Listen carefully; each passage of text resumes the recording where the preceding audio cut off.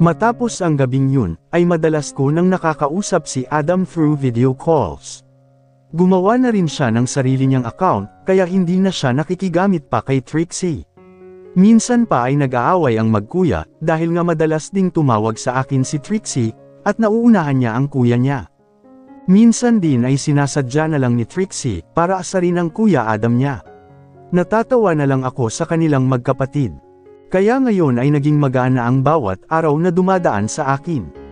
Hindi na ako nangungulila sa kanya. Parang araw-araw ko na rin siyang kasama. Maraming beses ding nasundan ang tawagan naming dalawa. Iniiwasan ko na lamang na makita niya ang tiyan ko, dahil ngayong 3 buwan na akong buntis, ay malaki na kaagad ito. 3 ba naman ang laman? Monthly ko ring kinukunan ng pictures ang sarili ko, para makita ko ang difference nito. Hindi na ako lumalabas pa ng mansion. Iningatan ko na hindi ako makita ng kahit sino sa mga relatives ko, o dating kasamahan sa organisasyon. Ilang araw na rin naman ay uuwi na si Adam. Nasabi na niya sa akin at hindi na talaga ako makapaghintay pa. Susunod na lamang daw ang mga kapatid niya dito sa Pilipinas, kapag malapit na ang araw ng aming kasal. Sa Spain na kasi talaga sila magstay. Doon na ang bagong buhay nila ngayon. Nabanggit ko na rin sa pamilya ko ang naging usapan namin ni Adam, sa oras na may kasal na kami. Wala namang naging problema sa kanila ang pagtira ko sa Spain, bagaman nabasa ko pa rin ang lungkot sa mga mata ng parents ko. Bunso nila akong anak at ang buong akala nila ay ako ang mananatili sa kanila, at magmamana ng mansion na ito. Pero paano naman ang asawa ko?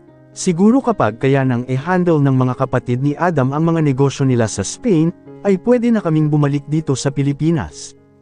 Sa ngayon ay doon na muna kami. 1 linggo pa ang lumipas. Hindi na ako magkanda-ugaga sa harap ng salamin. Hindi ko malaman kung ano ang isusuot kong dress. Marami akong pinamailing maternity dress sa online. Gusto ko ng maganda kahit buntis na ako. Feeling ko nga ay ang pangit-pangit ko na ngayon. Ang taba-taba ko pa. Napansin din ni Adam na tumaba daw ako ngayon. Baka ayaw niya ng mataba. Baka iwan na niya ako kapag nakita niyang ang pangit ko na. Sweetheart, bakit hindi ka pa handa? Ayokong maipit tayo sa traffic. 30 minutes na lang at siguradong nakababa na si Adam ng eroplano. Napalingon ako kay Mommy na pumasok na rin dito sa loob ng walk-in closet ko. Mommy, halos maiyak na ako. Hindi ko alam kung ano ang isusuot ko. Ano ka ba naman? Marami kang damit. Nagkalat na dito sa sahig.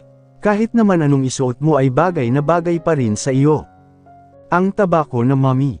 Kung talagang mahal ka niya, ano man ang hitsura mo, palagi kang magiging pinakamagandang babae sa kanya. My God, Jasmine, ganyan na ganyan din ako sa iyo nung ipinagbubuntis ko pa lang kayo, pero hindi nagbago ang dad mo. Lalo niya akong minahal, alam niyang dinadala ko ang kanyang mga anak sa aking sinapupunan. Hindi naman ako nakasagot sa sinabi niya. May point naman siya.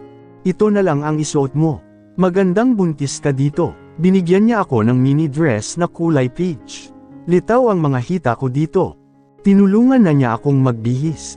Litaw din ang mga braso ko at mas lalo pa akong pumuti sa kulay. Look, ang ganda ng buntis. Kaunting ayos lang sa buhok mo at manipis na lipstick sa lips, mas lalong may in love sa iyo si Adam. Napangiti ako habang pinagmamasdan ang hitsura ko sa harap ng salamin. Kinakabahan ako sa magiging reaksyon ni Adam kapag nakita na niya akong ganito. Ano kayang sasabihin niya? Si Mommy na rin ang nagsuklay sa akin. Hanggang balikat na lamang naman ang haba ng buhok ko. Nagpaparlor na ako kahapon pa, dahil excited na talaga ako sa pag-uwi ni Adam. Siya na rin ang nagpahid ng lipstick ko sa mga labi ko. May binili akong kulo na gustong-gusto ko ang amoy, at iyon ang ginamit ko ngayon. Flat shoes na lamang din ang isinuot ko sa mga paa ko. Hindi nagtagal ay lumabas na rin kami ng silid ko. May dala akong mga balon at banner bilang pang-welcome kay Adam. Nagpahanda na rin si Mommy ng makakain dito sa mansion, dahil patungo na rin dito sa mga oras na ito ang mga kapatid ko. Sumalubong na sa amin si Dad. Let's go. Ang tagal mong magpaganda, aniya sa akin. Dad naman kaagad ko siyang sinimangutan. Kung hindi pa ako umakyat, hindi siya matatapos sa pagbibihis, ani Mommy naman sa kanya. Tumawa naman si Dad, kaya mas lalo pa akong napasimangot. Kinakabahan na nga ako Binabash pa nila ako. Siya na ang naglabas ng mga balon at banner. Ipinasok niya ito sa backseat ng kotse namin, na nakaabang na rin sa amin dito sa labas. Pumasok na rin kami sa loob. Hindi nagtagal ay binaybay na namin ang kalsada patungo sa NAIA Terminal 3. Hindi ko na maipaliwanag pa ang nararamdaman ko sa mga sandaling ito. Magkahalong excitement at kaba ang nararamdaman ko ngayon. Alas 4 ng hapon ang lapag ng eroplano, at 3:45 na ngayon. Ang gusto ko sana ay naruroon na kami bago siya dumating, pero maraming nasayang na oras dahil sa kartihan ko. Anumang oras ay naruroon na yun ngayon. Para na naman akong maiihi dahil sa labis na kaba. Madalas pa naman akong umihi ngayon, dahil maya't maya rin akong umiinom ng tubig. Ipinayo iyon sa akin ni Doktora at ni Mommy, para daw hindi ako magkaroon ng UTI. Alas 4:05 na nang makarating kami sa Terminal 3. Pumasok agad kami sa loob kasama sina Mama at Papa. Marami pa namang aasikasuhin sa loob si Adam, bago siya tuluyang makalabas. Ilang minuto lang din ang ipinaghintay namin, hanggang sa tuluyan na namin itong matano na lumalabas na, habang pinagugulong sa sahig ang mulita niya. May yakap din itong malaking bouquet of roses. Para nang magigiba ang dibdib ko dahil sa lakas ng tibok nito. Nandyan na siya, ani Mommy. Kaagad nilang itinaas ni Dad ang banner, habang ako naman ang may bitbit sa mga balon. Napalingon din kaagad sa amin si Adam mula sa di kalayuan, hanggang sa magtama ang aming mga mata. Baby, kaagad na gumuhit ang malapad na ngiti sa mga labi niya, at nagpatuloy sa paglalakad palapit sa amin. Ngunit unti-unti ring lumerawan ang gulat sa anyo niya habang nakatitig sa akin. Napakagatlabi ako habang hinahaplos ang tiyan ko. Hindi ko na malaman kung paano ngingiti sa kanya. Nakatitig na siya ngayon sa tiyan ko, habang nakaawang ang mga labi. Nagpatuloy siya sa paglalakad habang papalapit sa amin. Hindi ko na rin naman napigil ang salubungin siya. Baby, what the, buntis ka? Kaagad niyang binitawan ang mulita niya, at lumuhod sa harapan ko. Hinawakan niya ang tiyan ko at marahang hinaplos.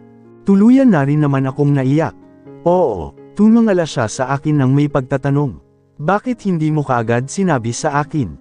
Surprise! Nakangiti kong sagot. Hindi ko kaagad sinabi kasi baka bigla kang umuwi.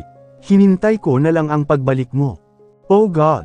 Kaagad siyang tumayo at niyakap ako ng mahigpit. Maalab niya ring hinalikan ang mga labi ko. Labis-labis naman ang sayang naramdaman ko sa mga sandaling ito. Niyakap ko rin siya ng mahigpit habang tumutulo ang mga luha ko sa pisngi. Talagang uuwi kaagad ako kung sinabi mo kaagad sa akin. Ibinigay niya sa akin ang pumpon ng mga bulaklak, na kaagad ko rin namang tinanggap. Pinunasan niya rin ang mga luha ko sa pisngi. Tita, tito, nagmano naman siya sa parents ko, na nakalapit na rin sa amin. Welcome back Adam. Magiliw na turan sa kanya ni Mommy, hanggang sa magyakap na rin sila. Welcome back. Kamusta ang biyahe? Nagyakap na rin sila ni Dad. Thank you po. Malayo po at sobrang nakakainip. Natulog na lang talaga ako nang natulog sa buong biyahe. Muli siyang lumingon sa akin. Hindi ko po alam na buntis na pala siya.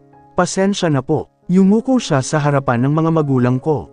Ayaw niya talagang ipasabi, dahil gusto niyang e-surprise ka, sagot naman ni Mommy. Hulaan mo kung ilan, turan ko naman sa kanya. Namilog bigla ang kanyang mga mata habang nakatitig sa akin. Hindi lang isa ang baby natin. Ngumiti naman ako, 3 sila, lalo namang umawang ang mga labi niya, kasabay ng pagtitig ang muli sa tiyan ko. Ano, 3? Natawa ako sa naging reaksyon niya. Lumuhad siyang muli sa harapan, tinuwakan ang tiyan ko. May 3 kaagad tayong baby. Tanong pa rin niya, na tila hindi pa rin makapaniwala. 3 ang na-detect ng doktor sa ultrasound. Nakita din namin dahil 5 kami sa clinic, sagot naman ni Mommy. Muli niyang hinaplos ang tiyan ko. Kaya pala ang laki na agad. Pinaghahalikan niya rin ito. Kakayanin mo ba? May pag-aalala ng tumitig sa akin. Oo naman, lalo na ngayong nandito ka na. Muling nangilid ang mga sa aking mga mata, habang nakatitig sa kanya. Kaagad ding lumerawan ang emosyon sa kanyang mga mata. Muli nang tumayo at niyakap ako ng mahigpit. Hindi ako makapaniwala. Nagulat talaga ako. Kaya pala iba ang itsura mo sa tuwing kausap kita sa phone. At kaya pala parang tinatakpan mo palagi ang tiyan mo. Pangit na ba ako? Nakasimangot tanong sa kanya. Of course not. Nagkalaman kasi ang pisngi mo. Mas lalo ka pang gumanda. Ayaw niyang maniwala sa akin. Ang gusto yata ay sa iyo manggaling na maganda pa rin siya, sagot naman ni Mommy. Ang bilis ko kasing lumaki. Nagbabawas na nga ako sa pagkain eh. Hindi ka kasi nag-i-exercise anak. Palagi ka na lang nakakulong sa apartment mo. Apartment? May pagtataka namang bumaling muli sa akin si Adam. Sinaman ko naman ang tingin ang aking ina. Agad naman silang nagtawanan ni Dad. Mukha na kasing apartment ang room niya, sagot naman ni Dad. No, huwag kang makinig sa kanila. Let's go baby. Kaagad ko na ring hinila si Adam. Kinuha naman niya muha sa akin ang mga balon at itinali sa handle ng mulite niya. Patuloy naman sa pagtatawanan sa likuran namin ng parents ko. Iniyakap sa akin ni Adam ang braso niya, at hinagkan ako sa ulo habang naglalakad. Namiss kita ng sobra, bulong niya sa akin na siyang ikinatingala kong muli sa kanya. Yamakap din ako mula sa tagiliran niya. I miss you more baby. Walang kapantay ang kaligayahang nararamdaman ko sa mga sandaling ito. Sa wakas, pagkatapos ng mahigit 3 buwang paghihintay, magkasama na ulit kami. Nagpapatunay na kahit matagal na kaming nagkahiwalay, mahal pa rin namin ang isa't isa. Mainit na sinalubong ng buong pamilya ko ang pagdating ni Adam. Nagkaroon ng masayang salo-salo at inuman sa buong mansion. Napag-usapan nila ang tungkol sa negosyong pinamamahalaan ngayon ni Adam sa Spain. At dito namin nalaman na ang Arvana Foods Company ay distributor din pala ng ilang produkto sa mga negosyo ni Tita Harley sa Italy. Bunsong anak siya ni Lolo Harold. Si Lolo Harold naman ay kapatid ni Lolo Melvin, ang ama ni Dad.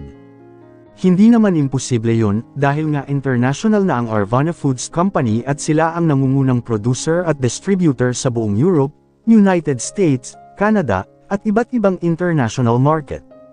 Sa gabi ding ito, ay dito na inamin ni Adam sa pamilya ko, ang tungkol sa nakaraan nila ni Esmeralda. Matapang niyang ikinwento sa pamilya ko ang nakaraan niya, at ang dahilan kung paano kami nagkakilalang dalawa. Everyone naman ang gulat sa anyo ng buong pamilya ko. Pero nakaraan na po ang lahat ng yun, at wala na akong nararamdaman para kay Esmeralda. Sinabi ko ito sa inyo, dahil gusto kong maging tapat sa inyo bago kami magpakasal ni Jasmine. Mahal na mahal ko po ang anak niyo, at matutuloy ang kasal kahit ano pa ang mangyari. And Dad, Mom, gusto ko ring malaman niyo na, ako talaga ang dahilan kung bakit napaibig ko si Adam, dagdag ko naman. Hindi na kami magtataka, kaagad namang sagot ni Kuya Dixon, na siyang ikinatawa nilang lahat. Kaya hindi na rin ako nagtatanong. Sigurado namang ikaw lang ang nanukso dito kay Adam, tulad din ni Ate Beatrice. Napaismid naman ako, sobra kayo sa akin ha. Mahal ako ni Adam okay. Muli naman silang tumawa, hayaan nyo na, ganyan talaga kapag tumatanda na, kailangan ng mamikot ng lalaki, tulad naman ni Kuya Morgan Jr., na siyang ikinangangako. Mas lalo pa silang naghalakokan, at maging si Adam ay nakikisali na rin sa kanila. Pinikot mo lang pala si Adam. Tanong din ni Dad, na halatang pinipigilan din ang pagtawa niya. Hindi ko siya pinikot, ikaw ang tumira sa apartment niya right? Dagdag pa ni Kuya Junior. Hindi na ako nakasagot pa. Pinigilan ko ang maiyak sa harapan nila, pero naluha pa rin ako lalo't patuloy pa rin sila sa pagtatawanan. Hinila naman ako ni Adam at niyakap. Isinubsob niya ang mukha ko sa dibdib niya, pero naririnig ko pa rin ang pagtawa niya. Kinurot ko siya sa tagiliran niya, na siyang ikinaigtad niya. Ang arte na ni Jasmine ngayon. Nagka-jowa lang at nabuntis, umarte na, pang-aasar pa rin ni Kuya Dixon. Hindi ko na napigilan pang batuhin siya ng tissue, pero kaagad din naman niya itong nailegan at patuloy pa rin sa pagtawa. Tigilan niyo na ang kapatid niyo, saway na ni Mommy sa kanila. Kakaiba lang talaga siya ngayon Mom.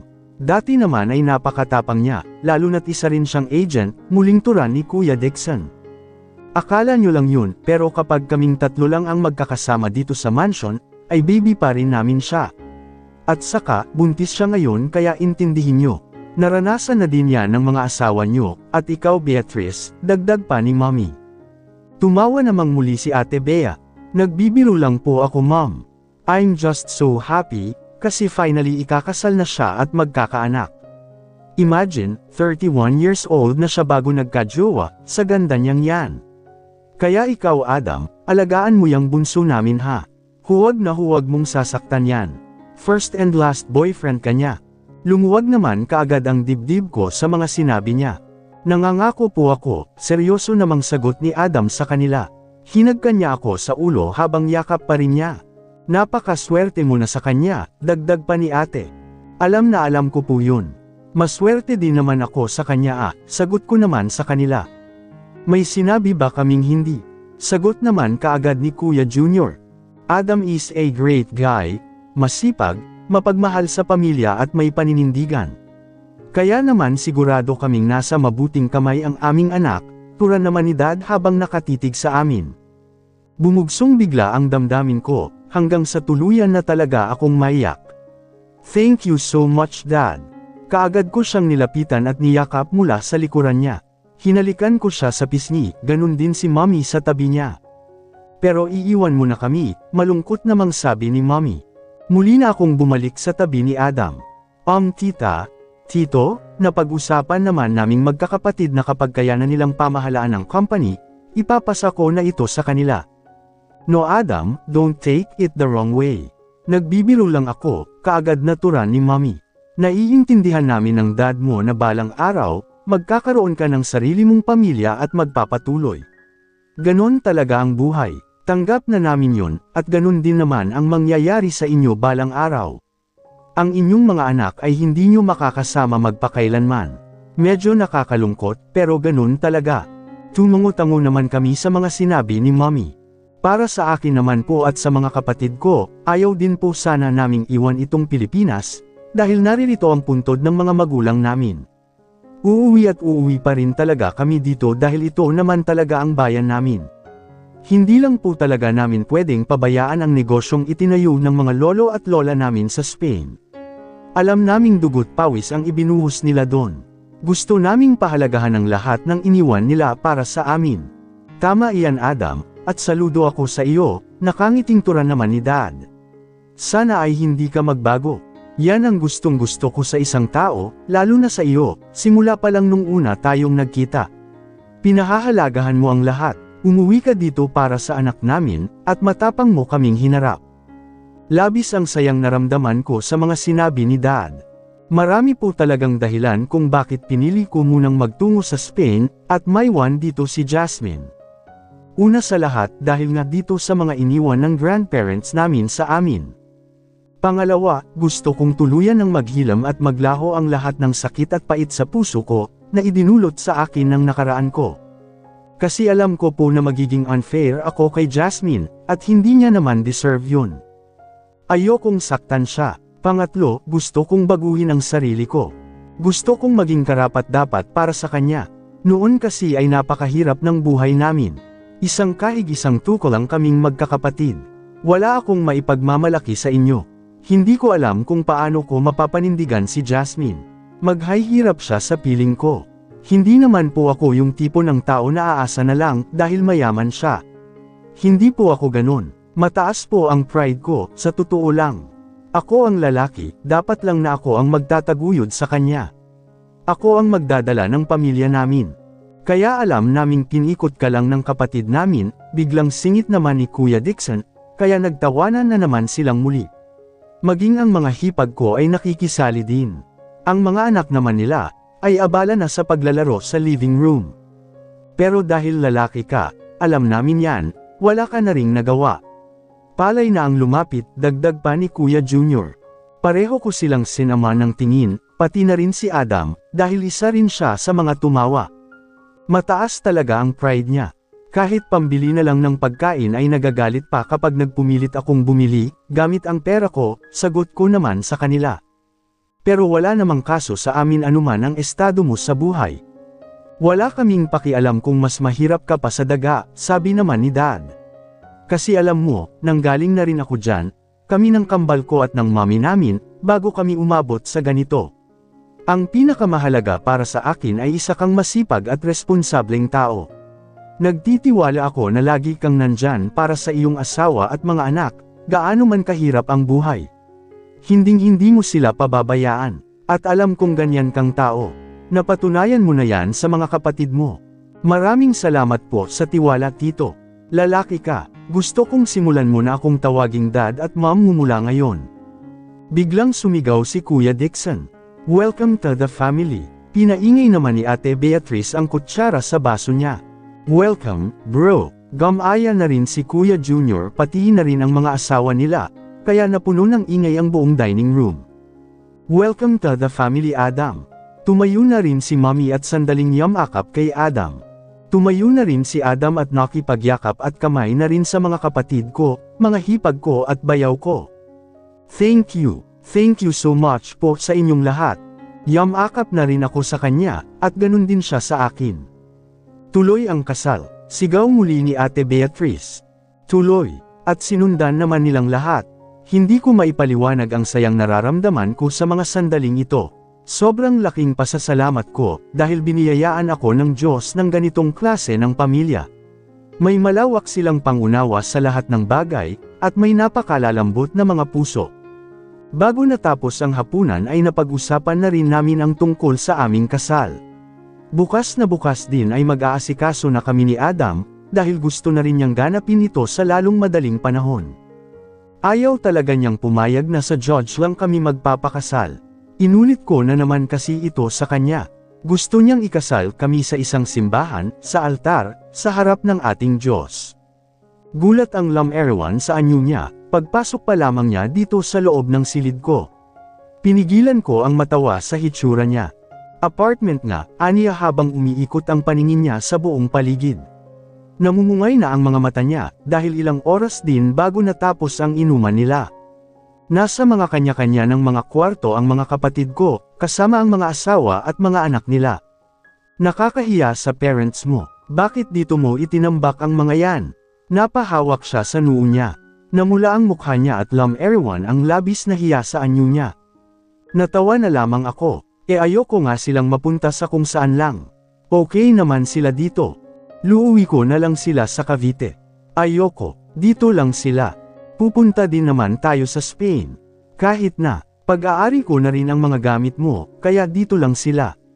Tumawa naman siya, huwag mong sabihing pinaglilihian mo ang mga yan. Basta, dito lang sila.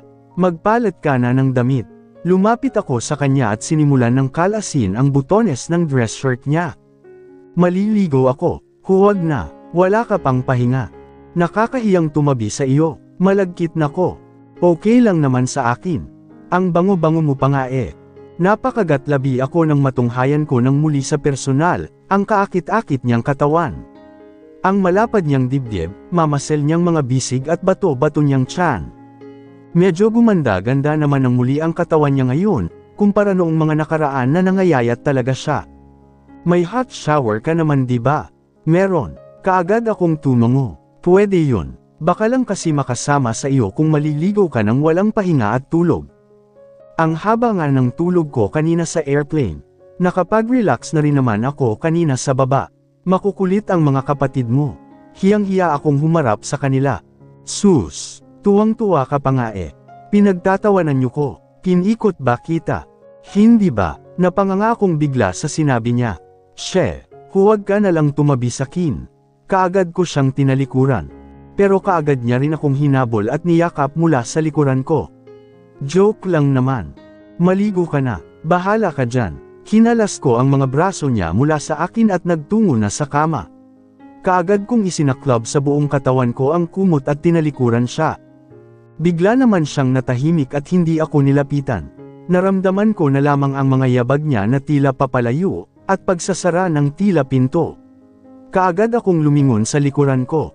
Hindi ko na siya makita pa, at may naririnig na akong lagaslas ng tubig sa banyo. Mukhang naliligo na siya. Kaagad akong bumangon at nagtungo sa walk-in closet. Naririto na rin ngayon ang malito niya na ipinabuhat ko kanina sa isang maid. Nakaligo na rin naman ako. Pumuslit ako kanina habang nag-iinuman sila ng pamilya ko sa dining room. Binuksan ko ang malito niya at tiningnan ang mga dala niyang damit. Mukhang mga bago ang mga ito, pati na rin ang mga boxer short niya. May mga panlalaking panyo din siya dito, mga medyas, mamahaling pabango. May isang maliit na box akong nakita na nakasiksik sa gilid. Mukhang box ito ng alahas. Kaagad ko itong binuksan at bumungad sa akin sa loob, ang dalawang kumikinang na wedding ring. Ang isa ay malaki ang sukat habang ang isa ay maliit. Ganun na lamang ang sayang naramdaman ko. Inihanda na pala niya ang wedding ring naming dalawa para sa kasal, at mukhang mamahalin ang mga ito. Hindi talaga siya bumili ng tigmumurahin lang. Kaagad ko na itong tinakpan at muling ibinalik sa gilid. Naglabas lang ako ng isang boxer short niya at isinara na rin ang malita. Sa box naman niya ako kumuha ng isang lumang puting t-shirt niya. Hindi na ako naglabas pa ng short. Okay na ito sa kanya. May tuwalya naman at bathrobe sa banyo. Ipinatong ko na lang ito sa ibabaw ng malita niya. Alam na niyang inihanda ko yan para sa kanya. Muli na akong lumabas at bumalik sa kama. Ibinalot kong muli ang katawan ko sa kumot. Hindi rin nagtagal ay huminto na ang lagaslas ng tubig sa banyo. Bumilis na ang tibok ng puso ko. Siguradong tapos na siyang maligo. Ngayon pa lamang ay nag-iinit na ang buong katawan ko. Hindi na ako makapaghintay pa na makatabi siya dito sa kama, at maramdamang muli ang mga yakap at halik niya. Narinig ko ang pagbubukas muli ng pinto ng banyo. Ipinikit ko ang aking mga mata at nagkunyaring natutulog na. Pinakiramdaman ko siyang mabuti sa likuran ko. Siguro ay pumasok na rin siya sa loob ng walk-in closet at doon na nagbihis. Hindi na ako mapakali. Para bang ang bagal-bagal niyang kumilos.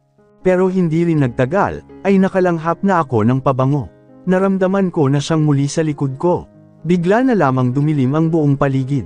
Pinatay na niya ang mga ilaw sa kisame, at tanging lampshade na lamang ang natitirang nakabukas. Munting liwanag na lamang ang nagsisilbi naming tanglaw, dito sa loob ng silid. Maya-maya'y marahang lumundo na ang kama sa likuran ko. Hindi naman ako kumilos sa kinahihigaan ko. Hinila na rin niya ang kumot ko at hindi nga nagtagal, ay bumalot na sa akin ang matigas niyang braso. Ipinasok din niya ang isa niyang kamay sa ilalim ng batok ko, at dinala ako sa bisig niya. Sunod ko na lamang naramdaman, ay maiinit niyang mga halik sa leeg ko.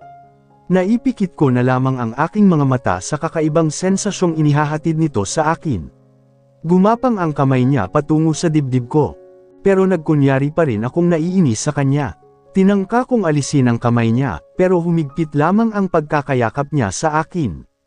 Ipinagpatuloy din niya ang paghalik-halik sa batok ko. Nararamdaman ko doon ang init ng kanyang hininga, at ng mga labi niya.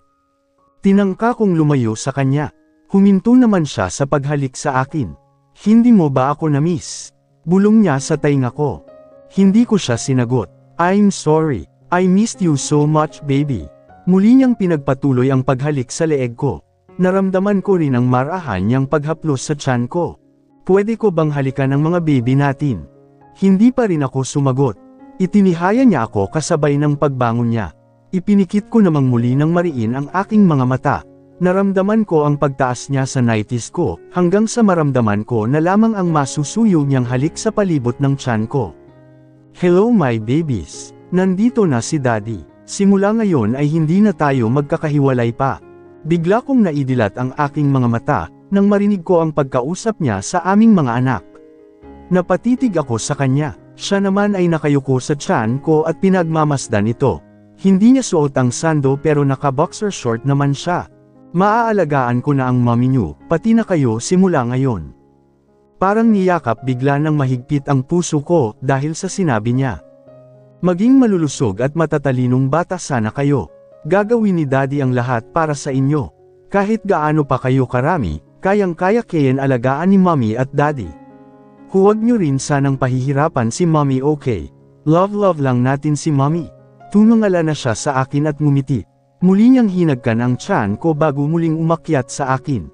Hinawakan niya ang pisngi ko at binigyan ako ng maalab na halik sa mga labi. Kaagad itong naghatid sa akin ng kakaibang pakiramdam. Mabilis na lumukob sa katawan ko ang kakaibang init. Namiss ko ng sobra ang lambot ng mga labi niya at lasa ng mga halik niya. Nangangamoy toothpaste siya, mukhang naglinis talaga siya ng sarili niya para sa akin. Kinuha niya ang mga braso ko at dinala sa leeg niya. Iniyakap niya ito sa kanya. Hindi ako makahinga. Kinakapos ako ng hangin, pero hindi ko na rin napigilan pang tugunin siya at yakapin din siya. Muli namang gumapang ang kamay niya patungo sa dibdib ko. Lalong lumaki ang iyong mga dibdib, aniya sa akin. Hinawakan din niya ang kabila at pinisil-pisil. Nagkakagates na sila, mahinang sagot ko. Hindi ba masakit? Medyo, hindi ko nalang hahawakan. Muli niya akong hinalikan sa mga labi. Sumilay ang pilyong ngiti sa mga labi niya habang nakatitig sa akin. Hindi na ako magtitiis sa pagtitig sa phone, nakangisi niyang turan sa akin. Natawa naman ako, hinila ko ang ulo niya at ako na ang humulik sa mga labi niya. Kaagad din niya itong tinugon ng mas maalab pa na halik. Hinagkan niya akong muli sa leeg. I love you, bulong niya bago niya ako muling hinagkan sa pisngi. I love you, bulong niyang muli bago niya naman ako muling hinagkan sa mga labi. I love you. Napangiti na ako habang nakatitig sa kanya. I love you more baby. Muliling nagtagpo ang aming mga labi. Sobrang saya ko ngayon, hindi mo lang alam. Ang buong akala ko ay ikaw lang ang sasalubong sa akin pero apat pala kayo. Natawa ako sa sinabi niya. Ang dami kaagad namin. At hindi mo talaga ipinaalam sa akin na may mga anak na pala tayo. Noong makita mo ako kanina sa airport, hindi ka man lang ba nagdalawang isip na baka iba ang ama nila? No, syempre hindi. Ako lang naman ang pinikot mo. Nahampa ko siyang bigla sa braso dahil sa sinabi niya. Humalaklak naman siyang bigla, nagbibiro lang ako baby. Sino bang tumusok sa akin kahit alam mo nang ako yung babae sa motel? Ako, alangan namang ikaw, wala ka namang panusok. Napadaing siya ng kurutin ko siyang bigla sa dibdib. So, ikaw ang pamikot sa akin at hindi ako. Sino ba ang pumasok sa ako nga? Ako. Kaagad niya akong niyakap ng mahigpit, nang tinangka ko siyang talikuran. Pinaghahalikan niya rin kaagad ang mga labi ko. I love you baby. Kahit ano pa man ang naging simula natin, mahal na mahal pa rin kita. Kaagad naman akong nanlambot sa mga sinabi niya. Napunong muli ng saya ang dibdib ko. Niyakap ko siyang muli ng mahigpit. Matulog na tayo. Kailangan nating gumising ng maaga bukas. Nandito naman ako. Kaya hindi ka na makakapagpuyat pa simula ngayon. Hindi ko naman akalain na buntis ka. Kung sinabi ko pala, baka hindi mo na ako kausapin sa gabi. Medyo late na kasi palagi tuwing nag-uusap kami sa phone, dahil advance ng 6 hours ang Pilipinas sa Spain. Mas aagahan ko naman ang pagtawag sa iyo. Nasa office ka pa noon. Pwede ko namang gawan ng paraan. Hindi na ako sumagot pa. Good night baby. Hinagkan niya ako sa noo. Good night baby, I love you more. Muling naglapat ang mga labi namin sa isa't isa. Napangiti na lamang ako at niyakap siyang muli, ganun din naman siya sa akin. Hindi ko maipaliwanag ang ligayang nararamdaman ko sa mga oras na ito. Simula ngayon, ay hindi na ako lalamigan sa mga gabing daraan sa buhay ko. May maiinit ng mga bisig na palaging yayakap sa akin sa pagtulog.